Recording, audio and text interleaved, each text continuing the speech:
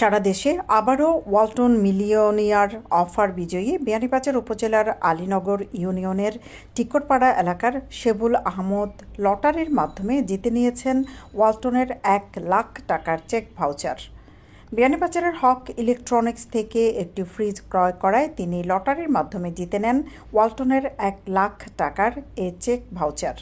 Fridge কিনছিলাম হক electronics থেকে ওয়ালটনের। কেনার পরে ৫-৬ দিন পরে ওরা আমার ফোন দিছে। দেওয়ার পরে তো বললো যে আপনি কিতা নিছেন এখান থেকে। আমি বললাম ফ্রিজ নিছি। কয় তারিখ? ২১ তারিখ। তো কয়া তো খাটি লিছে।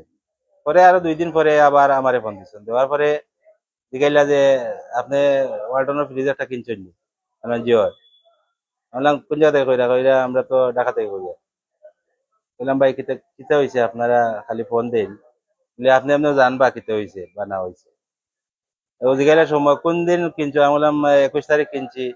কটার সময়? আমি বললাম ২টা থেকে ২:৩০টার ভিতরে কিনছি। আচ্ছা ঠিক আছে ভাই, ধন্যবাদ আপনারে।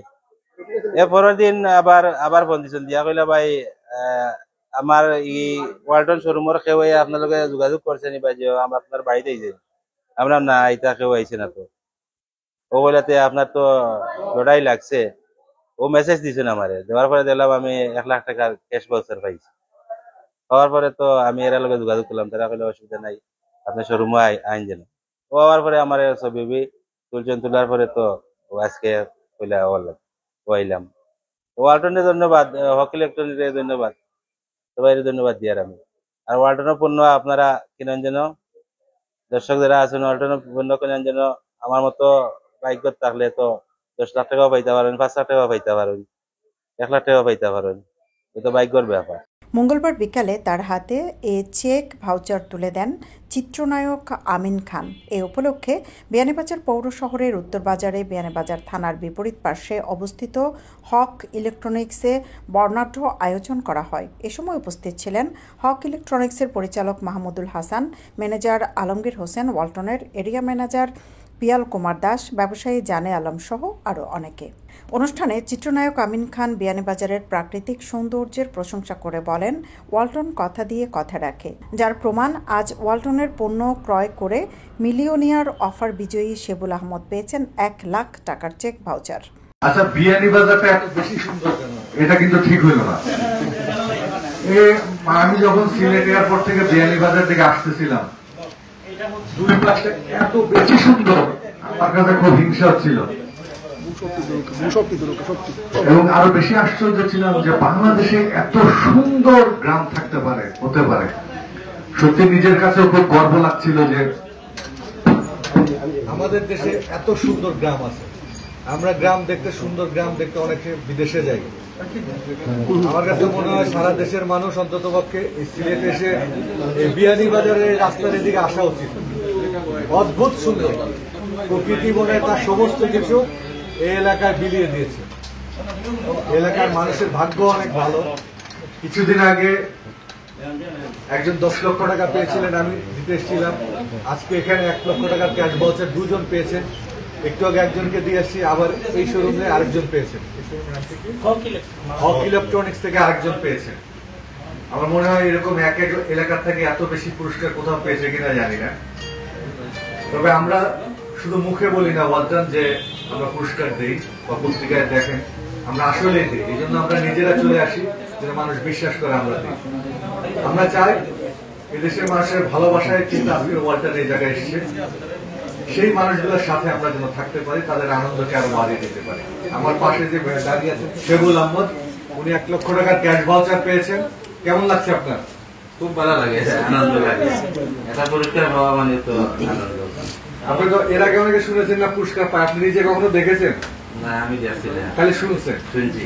কিন্তু ওয়ালটন শুধু বলে না, দিয়ে দেয়। এই যে আজকে আপনি নিজে এসে দিয়ে গেছি, এবং আপনারা বিশ্বাস করেন যে আমি এই পর্যন্ত প্রায় ৪৫ জনের উপরে ১০ লক্ষ টাকা দিয়েছি। ১ লক্ষ টাকা তো প্রত্যেক দিন ৩ জন ৪ জন ৫ জন করে পাচ্ছে, দিচ্ছি আমি। অন্যরকম একটা আনন্দ। এই মানুষগুলোর মুখে যখন হাসি দেখি অসম্ভব আনন্দ লাগে। এই যে চোখে মুখে হাসছে। আমরা আশা করি আপনারা যারা বিয়ানীবাজার বাসী আছেন, আপনাদের ভালোবাসায় কিন্তু ওয়ালটন আজকে এখানে, আপনাদের সবার ভালোবাসা। আমরা সবসময় ওয়ালটনের সাথে থাকবেন, কারণ এটা বাংলাদেশে এমন একটি ব্র্যান্ড যেটা এখন ইন্টারন্যাশনাল ব্র্যান্ডে রূপান্তরিত হয়ে গেছে। বিশ্বের প্রায় 44টি দেশের পণ্য রপ্তানি হচ্ছে। আমরা আশা করব আপনার যত ধরনের ইলেকট্রনিক্স পণ্য প্রয়োজন পড়বে বিয়ানীবাজারে এই হক ইলেকট্রনিক্স আসবেন। সবকিছুই আছে নাকি? সব আছে, ইলেকট্রনিক্স পণ্য যা আছেন, fridge, TV, AC, washing machine, rice cooker, Blender, everything এখানে আছে। হক ইলেকট্রনিক্স দীর্ঘদিন থেকে বিয়ানীবাজারে সুনামের সাথে ওয়ালটনের পণ্য ক্রেতাদের কাছে পৌঁছে দিচ্ছেন জানিয়ে দায়িত্বশীল ও ব্যবসায়ীরা বলেন, ওয়ালটনের পণ্য ক্রয় করে দেশীয় এই প্রতিষ্ঠানের পাশে থাকার আহ্বান জানান।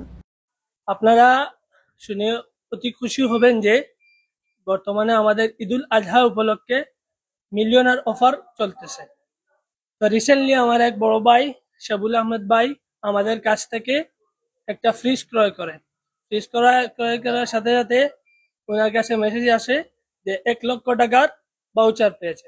আপনারা আরো জেনে খুশি হবেন যে ঈদুল আজহা উপলক্ষে আমাদের শোরুমে চলছে বিশাল ডিসকাউন্ট। তার পাশাপাশি আপনারা ইএমআইতে নিতে পারবেন সম্পূর্ণ সুদমুক্ত পাবে।